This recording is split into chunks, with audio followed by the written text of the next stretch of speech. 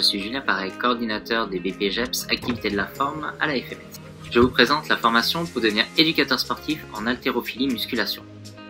C'est un diplôme de niveau 4 vous permettant d'animer des séances de coaching individuel ou en petits groupes et de gérer un plateau de musculation. C'est une formation en alternance qui démarrera le 7 septembre 2020 et se terminera le 16 juillet 2021, soit 10 mois et demi de formation. Vous aurez 669 heures de cours pratiques et théoriques durant ces 10 mois et demi, répartis sur 2 jours et demi dans la semaine. Les lundis, de 8h à midi et de 13h à 16h, les mercredis, de 8h à midi, et les jeudis, de 9h à 13h et de 14h à 17h.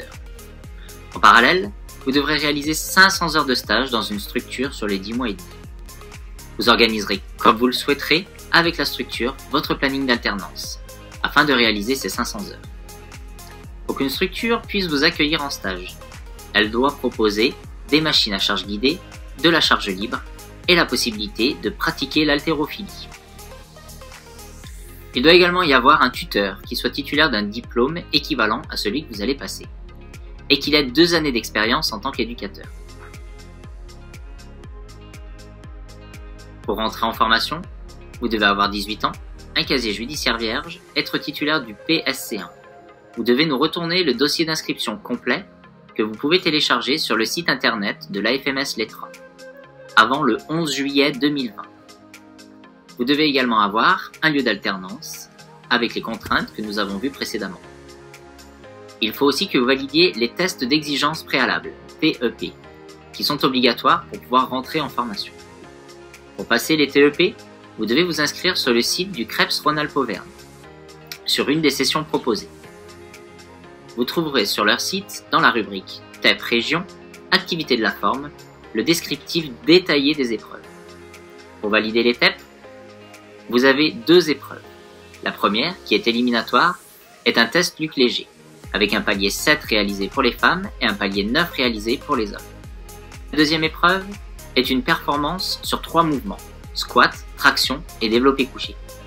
Vous trouverez tout le détail des charges nécessaires sur le site du CREPS.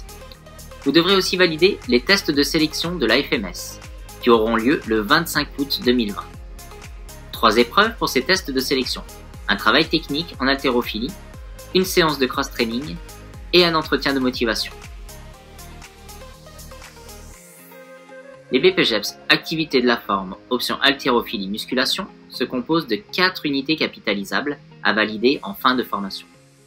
Dans ces UC, vous aborderez l'environnement sportif, la communication orale et multimédia, les caractéristiques des publics, la méthodologie de projet, de la construction à la réalisation d'un projet, l'anatomie, la physiologie, la biomécanique, la législation, mais aussi toutes les techniques liées à l'haltérophilie et à la musculation afin de pouvoir encadrer et animer des séances. Vous serez également formé au Pilates et à 2 concepts, les Smiths, qui sont le body pump et le RPM. Pour le financement de la formation, les structures peuvent vous prendre en contrat d'apprentissage, en contrat de professionnalisation ou en tant que stagiaire non rémunéré. Je vous invite à commencer vos démarches auprès des structures pour trouver un employeur ou auprès du Pôle emploi ou des missions locales suivant votre âge. Pour des reconversions professionnelles, vous pouvez d'ores et déjà voir auprès de votre employeur pour bénéficier de vos droits à la formation. Si vous avez besoin d'un devis, je vous invite à en faire la demande par mail à l'AFMS à contact@afms-loire.fr. Les démarches que vous devez entreprendre sont: trouver une structure de stage, trouver un financement de la formation, passer les TEP auprès du CREPS Rhône-Alpes-Auvergne, rendre votre dossier d'inscription avant le 11 juillet et passer les tests de sélection le 25 août. Les convocations seront envoyées après réception des dossiers d'inscription. Si vous avez besoin de plus de précisions, je reste disponible, bien entendu, par mail à jparet@afms-loire.fr ou par téléphone au 06 49 31 17 41. Restez également connectés avec nous pour vous tenir informés sur nos pages Facebook et Instagram AFMS Centre de formation. À très vite.